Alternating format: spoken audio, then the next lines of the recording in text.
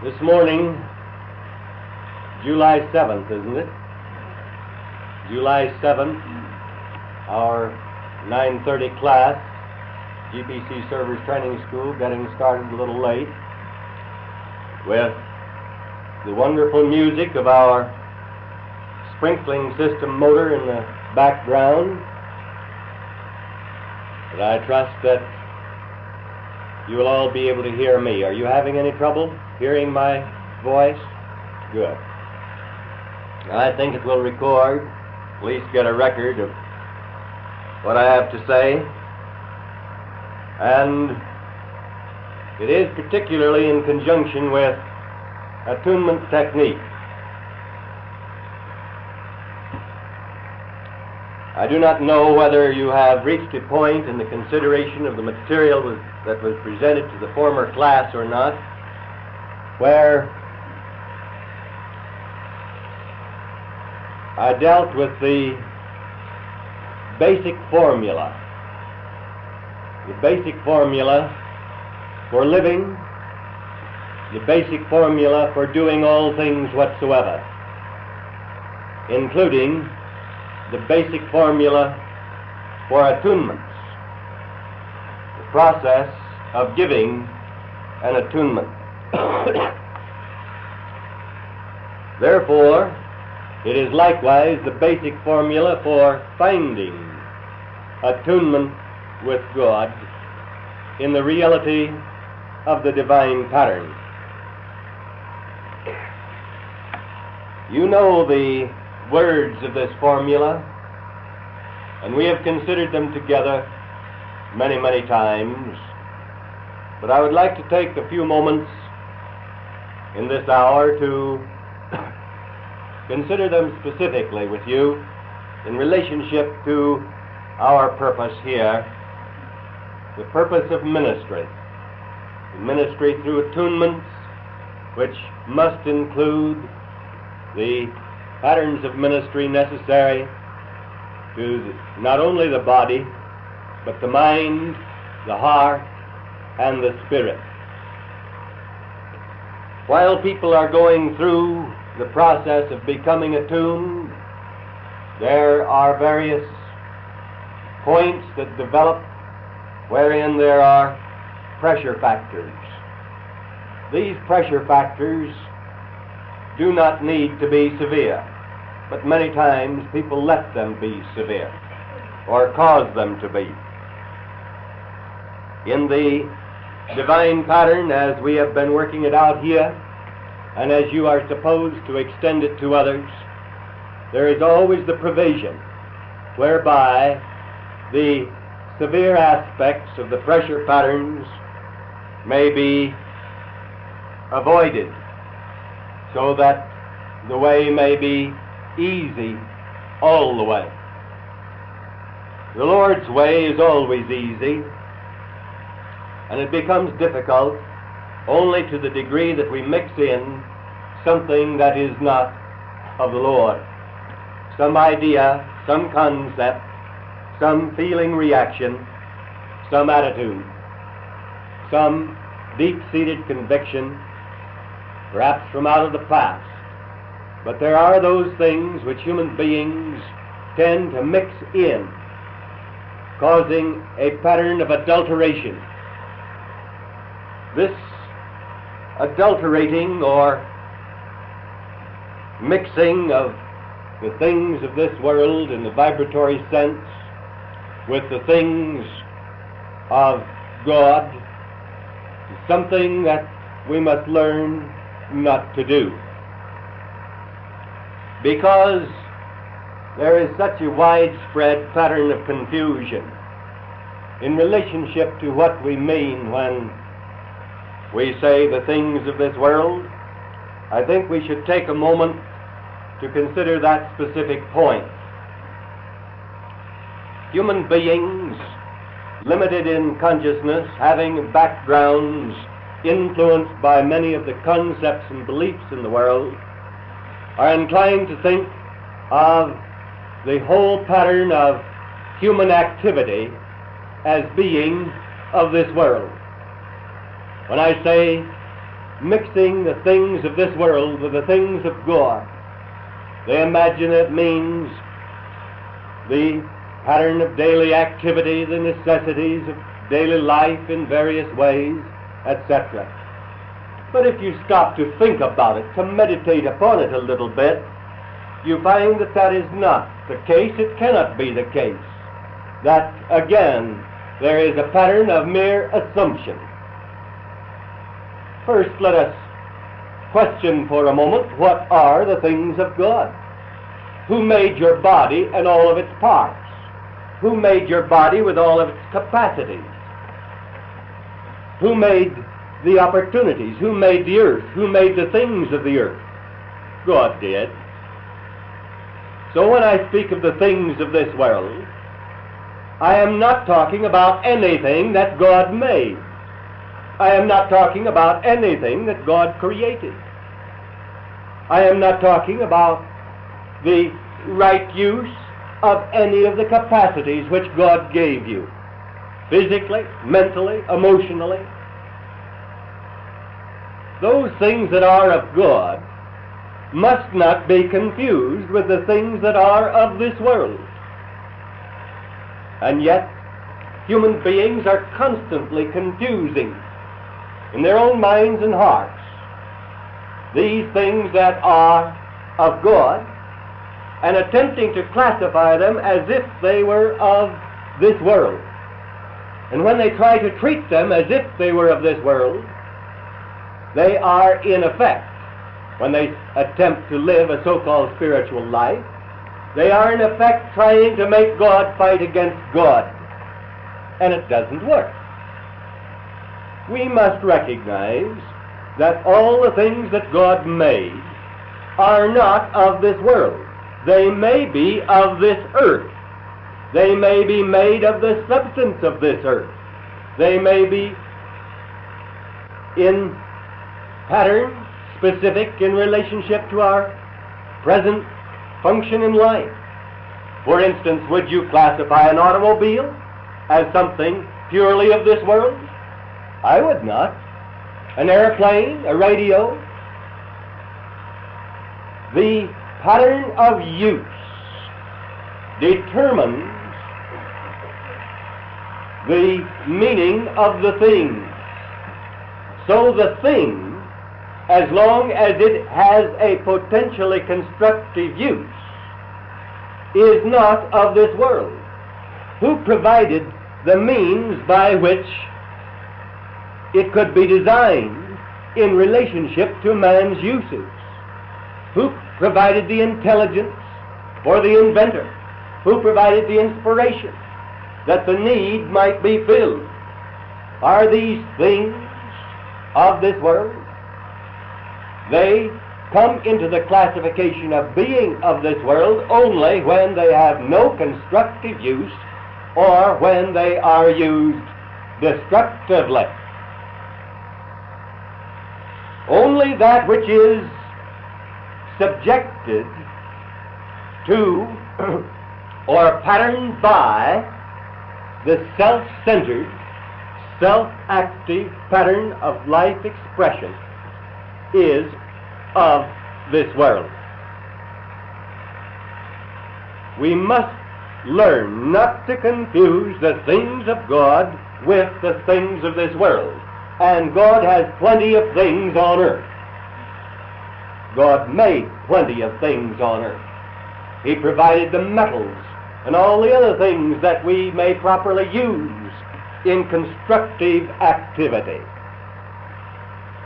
And I have had people, when I said something about not being subject to the things of this world or functioning in relationship to them, I have had people, because of background patterns of training in false doctrines and ideas, jump to the conclusion, well, that means then that there shouldn't be any sex, there shouldn't be any this, there shouldn't be any that, there shouldn't be anything. I wonder what we should be. We were placed on earth as human beings. God made us, and He made all parts of our bodies for use in the divine design. He made all parts of our minds and hearts, our capacity. He made the things round about us. Some of them man has designed and built on the basis of potential use for the blessing of man, for the uses of man to the glory of God. How could we hope to achieve our goal without radio? How could we hope to achieve our goal without automobiles and airplanes? How could we hope to do anything without highways and byways and all kinds of things? Blessed ones, who are they who serve the Lord? Just those who have a consciousness of what we are doing here in this hour? Those who are making the things and providing the opportunities whereby the Word of God, the works of God, may be extended into the earth. We have Dick and Billy with us this morning, back from Newfoundland. And we are happy to have them back home. How did they go? By plane and by train, etc. How did they return? By boats and trains and planes, automobiles. How did they carry on their ministry up there?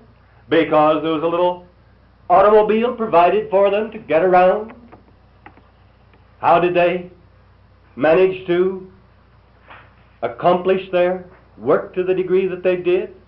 Because there were thousands and tens of thousands, yea, millions of people working to produce the things that would make our lives effective.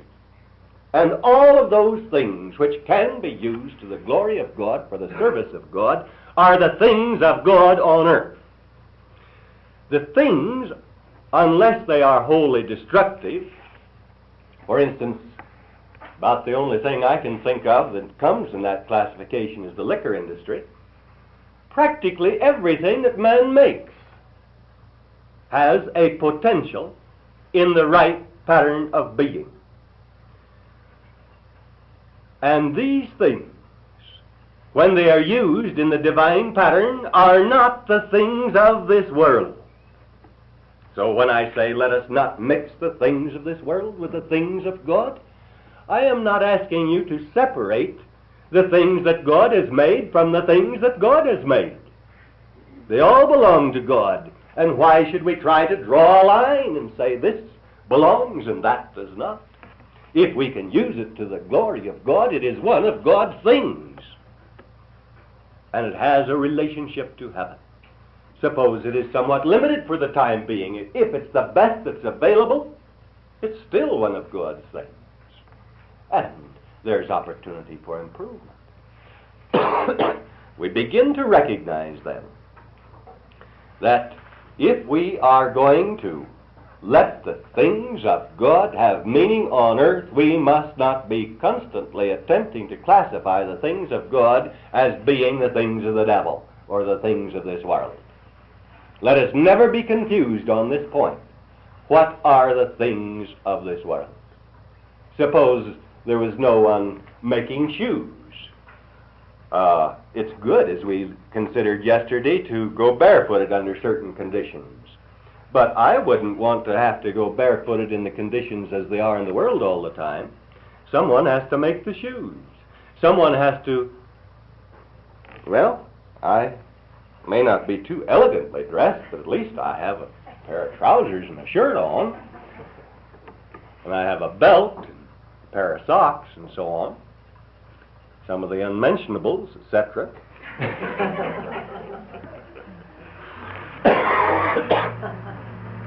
So, those who made the things that make it possible for me to appear before you were serving me, they were serving God.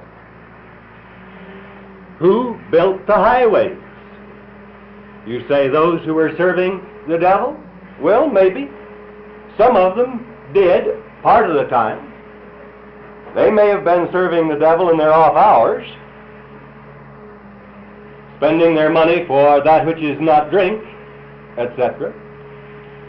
But they who built the highways, those who manufactured the automobiles that make it possible for us to do what we're doing, those who did all the things that make it possible, are a part of what this is. And their labors are recognized as far as the divine plan is concerned. If any man or woman at any time in past generations has done one thing which contributed toward making it possible for me to stand before you here this morning and speak to you, then that person was serving God. And if that pattern of activity was limited to 10 minutes, then that life was not in vain. How many people have contributed to your being here and to my having the opportunity of standing before you? How many? Could you count them? No. All right, let's not forget them. Whether of past generations or of this, makes no difference. So, let's not confuse the things of God with the things of this world. The things of this world. We need to recognize that we were created by God, and the things that were created by God on earth were for our use. And if those things come out as automobiles or airplanes or what have you, as long as they serve a constructive purpose, they are the things of God, and they are not the things of this world. So when I say the things of this world, I never mean just material things as such. I mean the influences, the attitudes, the evil spirits, the things that spoil the proper uses of the things that God has made in creation and the things that God has made through man. Whether it be mighty bridges or how about those who drilled a 13-mile tunnel through granite back up here in the mountain so that water might flow along in that canal and we might have the sweet music of the motor running out here in our sprinkling system. All the men that labored there, digging the canal, all the machines that helped to make it, all of these things are the things of God, the works of God. Now, those who help make it possible for us to minister effectively are ministering. Those who make it possible for me to do something are ministering. To the degree that you are centered in reality, the same thing holds true with you. So, let us not confuse the issue and classify the things of God as being the things of this world, for it puts you in the position of attempting to fight against God and trying to make God fight against himself. And that doesn't work. If you would know God, accept him as he is and stop rejecting him or that expression of his being which makes it possible for us to be what we ought to be. Now, in clearing this point, we have used up a bit of our time in the sense of the tape that we have available to us here at the moment. But that is of vital importance. And learn to see the things of God. Learn not to confuse the things of this world with God, or the things of God with the things of this world. The Lord is my shepherd. There is the starting point for all things whatsoever, insofar as this world is concerned, in movement toward oneness with God. And as soon as you have reached the point of oneness with God, you are a part of the Lord, therefore a part of the shepherd. In other words, it matters not where you are in the scale of outworking. If you are responding to reality, you are included in that sentence, no matter how supposedly high or how supposedly low. the Lord is my shepherd. You are either a part of that which the Lord is shepherding, or you are a part of the Lord doing the shepherding. I shall not want. I, that which is apart from the Lord, shall not want. But the shepherd must determine this and that. The shepherd must make choices, decisions, and provide that which is essential for the sheep. Now, all of the things that the shepherd may do through all the human beings to provide for the sheep is a part of the shepherd's activity. It may manifest imperfectly through some human beings at times, but it's still a part of divine action. I shall not want. The pattern of determination shall not be centered in the outer human being at any time along the way.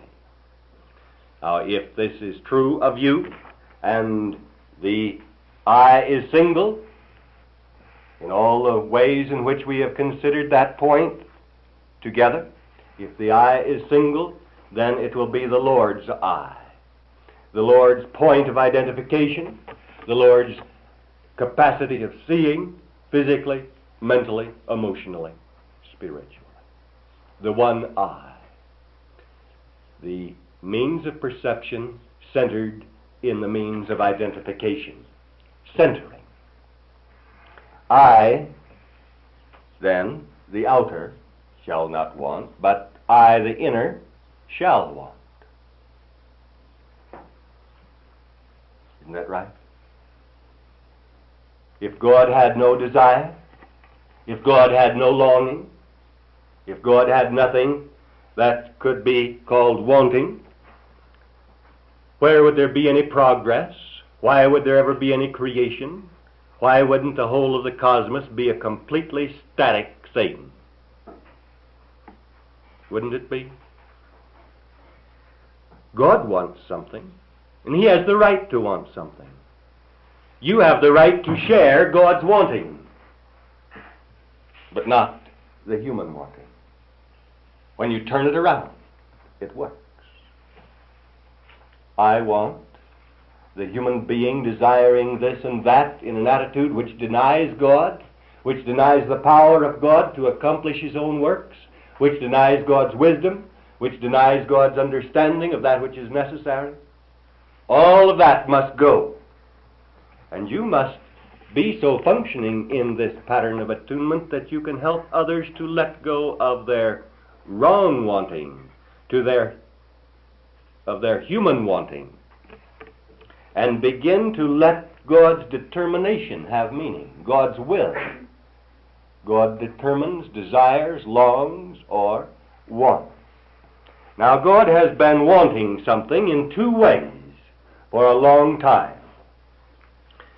He has been wanting the prodigal son of the body of mankind to return home. He has been longing for that. He has had a want which has not been filled, too. We see the two possible meanings of wanting. If I want that, I desire that, or I lack that. The word want. I desire or I lack. It must be one of the two, must it not? In the pattern of meaning. It can be used to signify a lack, or it can be used to signify a desire. Now, God has been lacking something. He has been lacking the presence of the prodigal son in his house. And he has been desiring something. He has been desiring the return of the prodigal son to his house. The prodigal son of the body of mankind. Now, if the human being takes the attitude of lacking, or desiring in this sense, The human being is denying that which is real in God. But if God desires or acknowledges a lack in relationship to man, he is only recognizing the facts with respect to man. There's the difference. And when you are centered in the Lord, who is the shepherd, you do not need to be confused on the issue. And you can be a channel for divine action on earth.